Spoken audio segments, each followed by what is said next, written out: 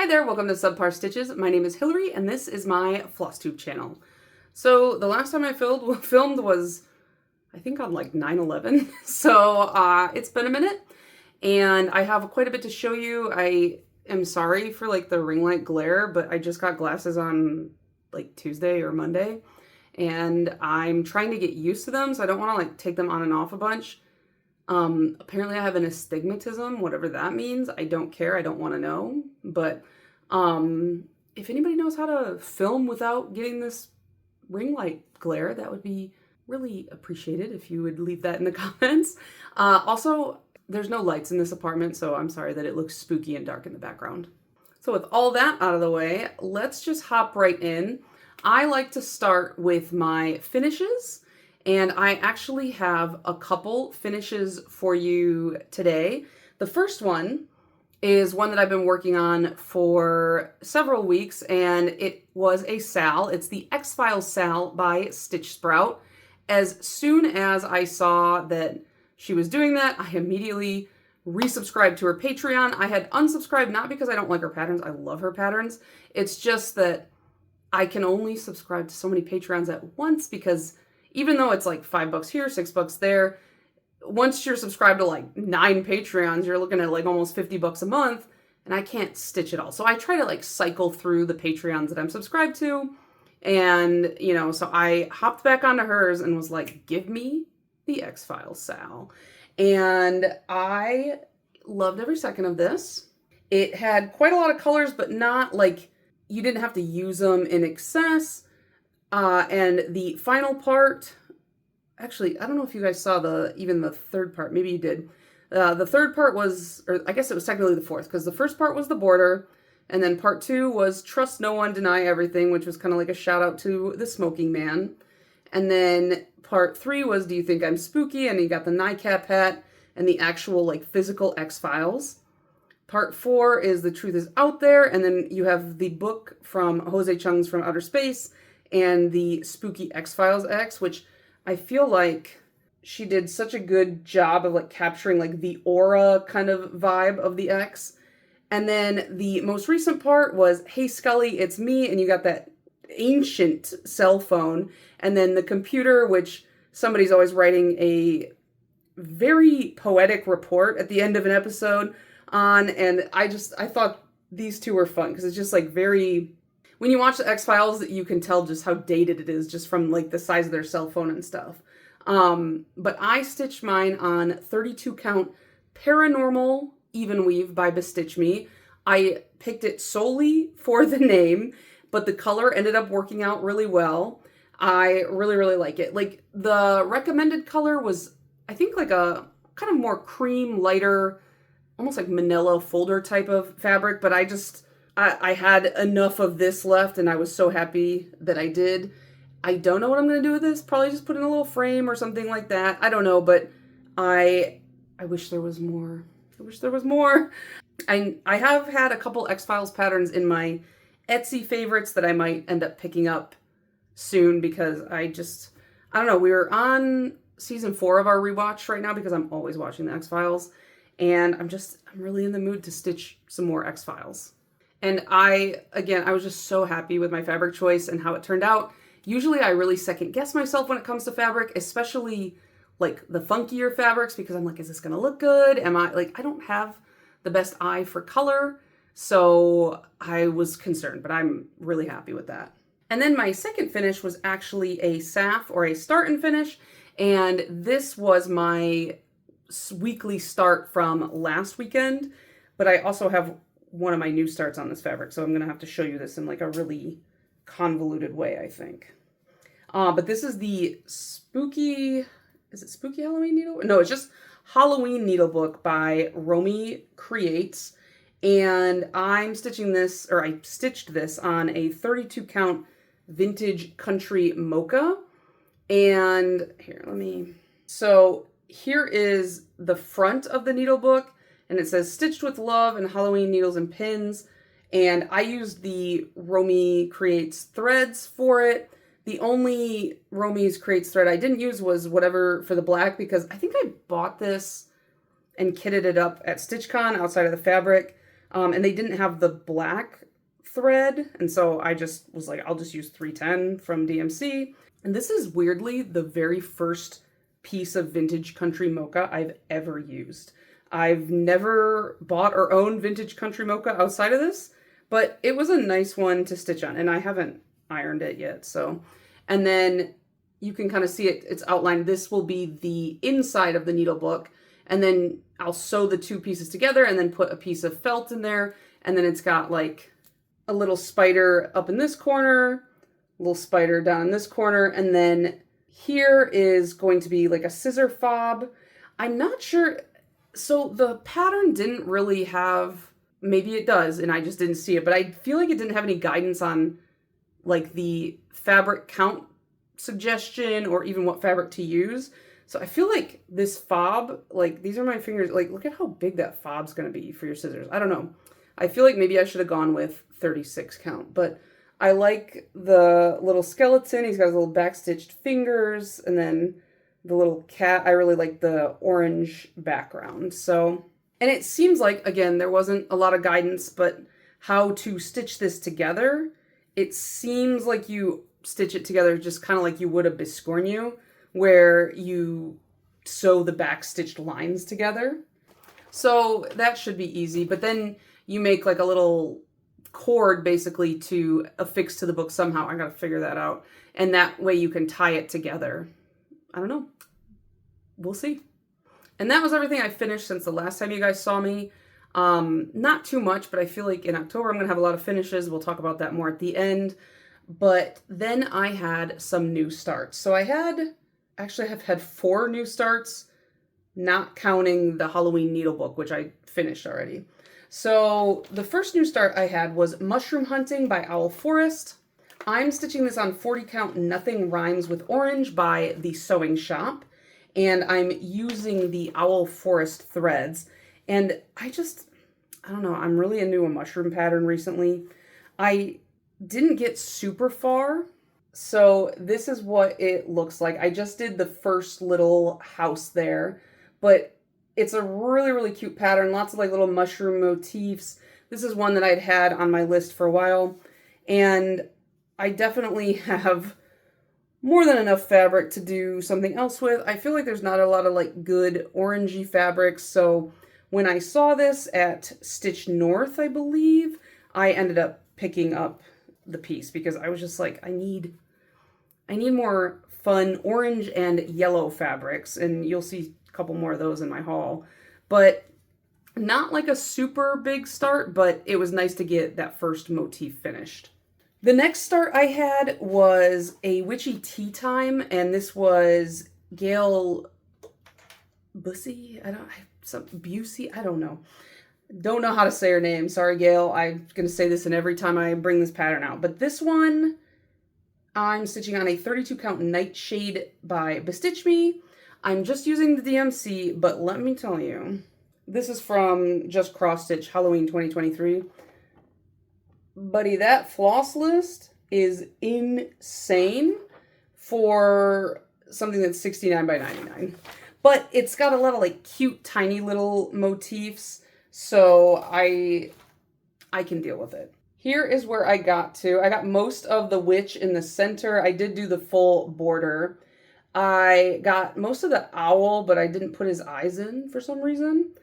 And then I realized I accidentally made the moon like 1 stitch too long, but I'm just going to leave it. It's fine. I don't think it makes too much of a difference. I think I ran, oh yeah, I remember why I stopped on the witch, because this is a crew and I ran out of a crew, and so I need to pick some more of that up. And that way I can finish her. And the moon and the star, they have some like, there's quite a bit of backstitching on this piece. So they need a little bit of backstitching for their faces. But I really liked the color choice that I did for this color palette. I didn't expect to like this color palette so much. It's kind of like a muted, rustic feeling Halloween. And it's cute. She's got a little teapot in her hands. And in the pattern, she's got like a little herb tea garden. And then like to her other side, she's got some teapots and stuff. So I really like tea. thought it would be cute. Then I started my new start for this week a little bit early, just because I really wanted to start it. This is Boot Scootin' Spooky by Stitchy Pros, and this is what I'm stitching on the rest of that Vintage Country Mocha. So I came down and I started this guy. I've done pretty good. I've only stitched on it for 2 days in the evening, but I think it's looking pretty good. This one uses 3 DMC and then 3 classic colorworks, I believe. So the blue, the black, and the white are DMC, and then the brown, the orange, and then there's a gray are classic colorworks. And I didn't realize like how itty bitty this was. It's only like 60 by 60. And so last night I got to the white, which is B5200, and I was like, God, I hate the way my white stitches look. I mean, most stitchers tend to hate the way their white stitches look. So I was like, let me use that railroading tool that I've had for 100 years and never used. And I started railroading my white stitches, and I was like, oh, game changer. I hate that I like this because now it's just adding more time to my stitching, but it pays off. So I think I will start using the railroading tool whenever I'm using white or like light grays or lighter colors, because I just feel like it made a pretty big difference for me to, like, typically my white stitches look really sloppy. I don't know how well you'll even be able to tell, but I think they look so much better when they're railroaded, unfortunately. And then the last thing I started, this one is called Crusty Alien, and it is by Stitch Tits. And I'm stitching this on an 18 count white Aida from DMC. I got a pretty significant chunk of it done. This is the first of my 13 spooky smalls that I'm stitching in October. Last year I was like, how many spooky smalls can I stitch in the month of October? And I managed to get 13, and I was like, that's the ideal number. So then I've locked myself into doing that for the rest of my life. And so this is probably the densest of the smalls that I chose, but here is where I'm at. I ran out of like the color that goes in here and like at the top of his head, so I gotta go pick some more of that up tomorrow, and then I'll be able to finish the alien's body. I have everything else in there, and then I just have to do the like floral motifs around the outside. I didn't know how much I would enjoy stitching this because the colors are kind of like, they're not super exciting. It's a nice piece when it's done. Well, I mean, it's a crusty alien, but it's like, I like the way the piece looks when it's done. I like the colors they chose for like the outer ring of florals. And I think it's going to be really funny to do like a hoop finish or something like that. But I actually enjoyed stitching this quite a bit and watching the alien come to fruition. So I'm really loving that guy. So those were all of my new starts. And then I have 3 whips that I worked on. So the first whip I had was one of my Whip Go calls, and this was for Colors of Autumn by Stitch Rovia. This is one that I started like the 4 seasons of this, and I've just been kind of working on all 4 of them. I probably should have just done one, finished that, then gone to the next, but where's the fun in that? And I'm stitching this on a 40 count Fall Foliage by Bestitch Me, and I'm just using DMC. My Whip Go call was to finish 5 of the blocks, because this is like a kind of like little, almost like a palette of like different things. And I finished 6 blocks, but that's only because one of the blocks was already like mostly done. So here is what I have. You can see I did the berries, I did fruit crumble, I did hand knit sweater, I finished Overcast Days, I did Harvest Time, which has like a little tractor on it, and then Endless Mud. And then I think the next one is a bird's nest, but I can't remember. Oh no, it's a mushroom. So I actually changed a few of the blocks because there's some, like this is a British pattern. It's like classic British Colors of Autumn is what it says at the top. I changed it to fall, but then I changed a few of the blocks that just didn't like suit the life that I live. And so where the hand knit sweater is what it was originally spring bulbs. I don't garden. I wish I did, but I don't actually garden. So I was like, what does spring bulbs have to do with fall? Do you start them in the fall? I don't know. I don't know enough about it. So I changed that one. And then I made this Overcast Days one myself because that one was cheese on toast. I don't eat cheese on toast. So I just changed that one as well. And there's a couple more that I've changed later on that you guys will see as well once I get there. But that was the last time this one was on my WhipGo. So hopefully next year I'll finish it. Because I don't know if I'll be pulling that one back out again for the rest of the year. I worked on my Epic Pokemon by Lord Libidin. This is done on an 18 count white Ada by Kato, and I'm using the DMC. I'm not going to lie to you guys, I'm definitely losing a little bit of steam on this. So I think what I'm going to do is I'm just going to take a break from it in October. If I want to pick it up, I will, but I'm not going to force myself to, and then I will go back to it in November. It's just like, I've been working on so many like bigger projects that I haven't really gotten any small wins lately, and it makes it kind of hard to feel like you're accomplishing anything. But here is where I've gotten to. I kind of did like as much of like the bigger color chunks as I could. You can kind of start to see like these Pokemon are taking form. I'm at like 55-ish%, and I mean, I'm doing good. I'm getting a lot of stitches in. It's tough because it has a lot of colors in it, so there's a lot of color changes, and because it's so big, it's 115,200 stitches. It's tough to see progress from day to day versus like something that's much smaller. So I'm just gonna take a 1 month break from that one and then hop back into it in November because I've already got enough on my plate with these spooky smalls. And then my last whip was the Nostalgic Tarot by the Witchy Stitcher. This is a Patreon pattern, and this one, my WhipGo call was like 3,000 stitches on it, but I only had around 4,000 left to finish the frame. And so I was like, all right, I'm just going to finish the frame and call it good. And I did, but like, my God, was it a slog. And the reason why it was so tough is because with the frame, every single card is outlined in this cool rainbow border, and each border is over 300 stitches, but you have to change colors every 5 stitches. So I was like having to do 5 stitches and then, you know, anchor the thread and then change and then 5 stitches. It was a lot. And so it took a lot longer than, like, I could stitch 300 stitches in a go, no problem. But on this, it took a lot of time. So let me show you guys. I'm gonna have to stand up for this. So you guys can see the white border's done and the rainbow borders are all done. So now all I have to do is fill in the cards. And I did do one card because at one point when I was doing the border, I got very tired of doing the border. And so I ended up doing the card. But with this, I had a very Sisyphean moment because I was like, yes, I finished all these stupid borders. And then I remembered, guess what? Guess what?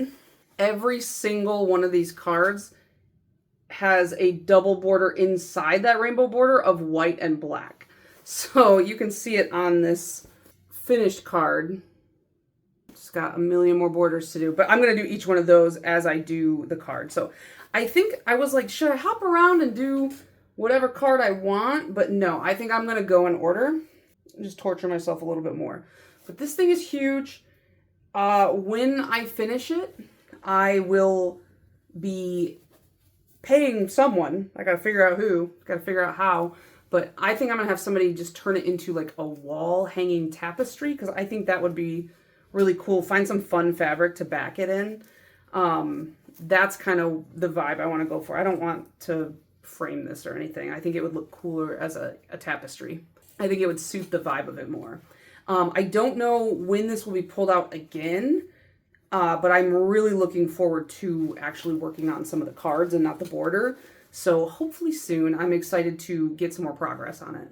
So that was all of my whips, but I do have a knitting project to show you, and then I have some haul, and I'll talk about my plans at the end.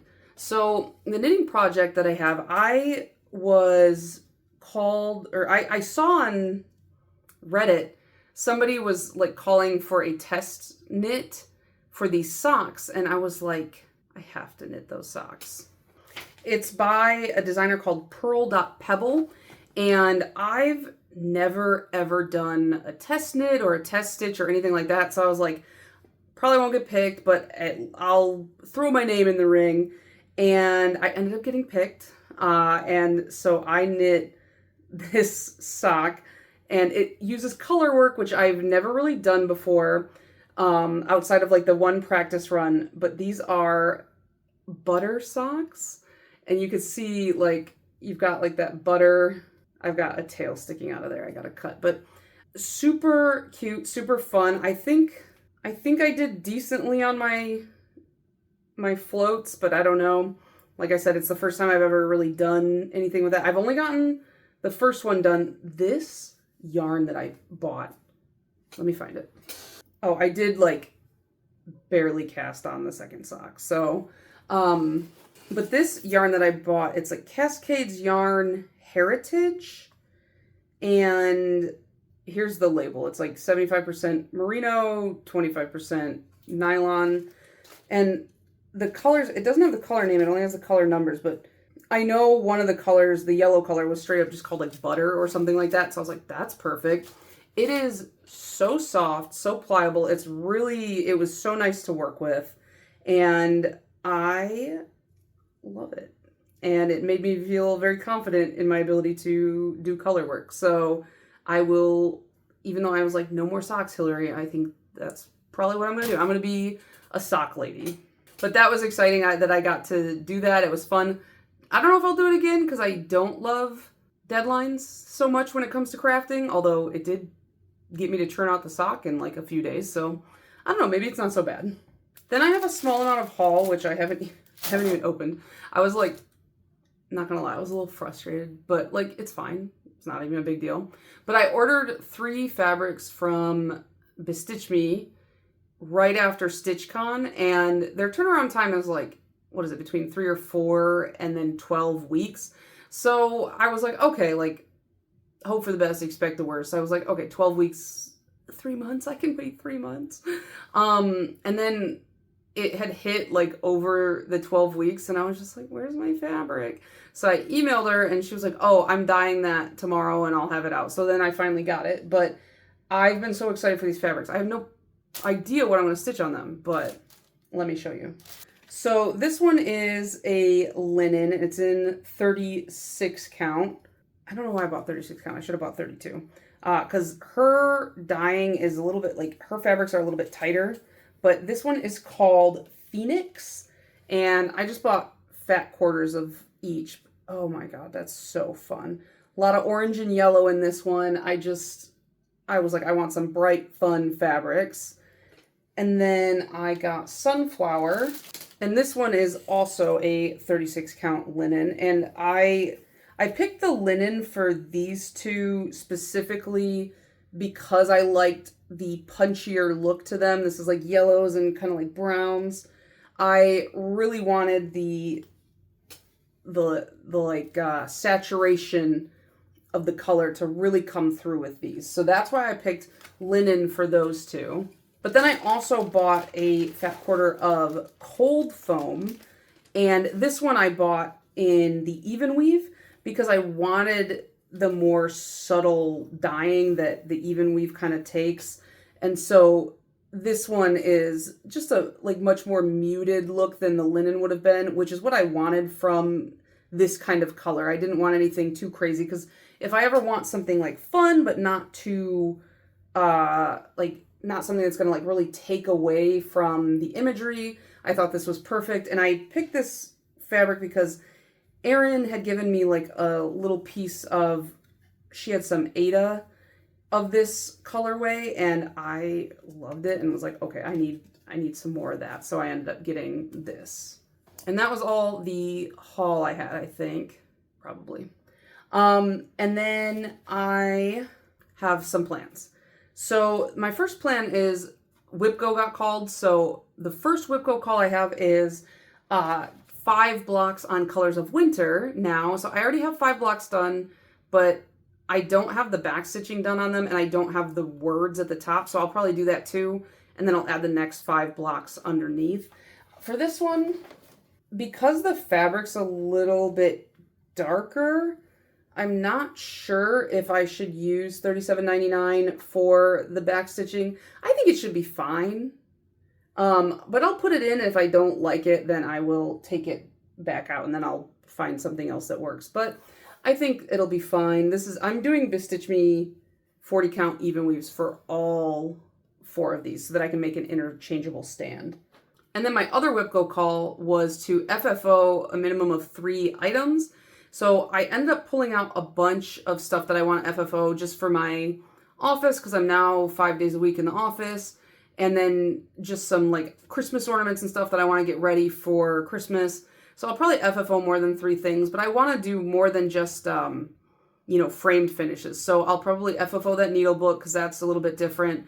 I did those Matryoshka set that I want to FFO. So like I'll do some stuff that is not just frames, but I am going antiquing this weekend with my parents. So I'm hoping maybe I can find some cool frames when we're out for the things I do want to frame. And then my other plans for this month are, of course, the 13 Spooky Smalls. So you saw my first small start. Boot Scootin' Spooky does not count towards the quota because, first of all, I started it early, so I started on September 30th. But also, that was one of my weekly planned new starts, which does not count as the 13 Spooky Smalls. Those are the rules that are arbitrary that I made up, and I can't break them. So, but I will also be doing the Quirky Quaker Mothman by Darling and Whimsy. I will be doing Laundry by Mama Witch Cross Stitch, Halloween Biscorn You by The Giddy Stitcher, Crow Quaker by Sprouting Lupine, Heart Ghosty by Nesting Seam Stitchery, and Ice Cream and Chill by Mama Witch Cross Stitch. Those are the ones that I'll be starting and hopefully finishing by the next time you guys see me on Flosstube. And then as far as my weekly new starts go, this week, like I said, it was Boot Scootin' Spooky. And then next week, I will be starting Cocoa Time by Ink Circles. I already started Coffee Time. I started and finished Tea Time. And then I need Cocoa Time. And then I'm going to frame all 3 of them in like these cute little square frames that I haven't bought or even know what I'm going to do yet. And I'm going to put them over my coffee and tea bar that I have. So I thought that would be cute. Yeah, I felt like I had way more stuff, but I really didn't. So that is going to be it. I hate my hair up, but I forgot that I was filming today, and I put my hair up for work, and I can't take it out because I'll have a weird dent. So that's all I got. I hope you guys enjoyed this video, and I'll see you in a couple weeks. Bye.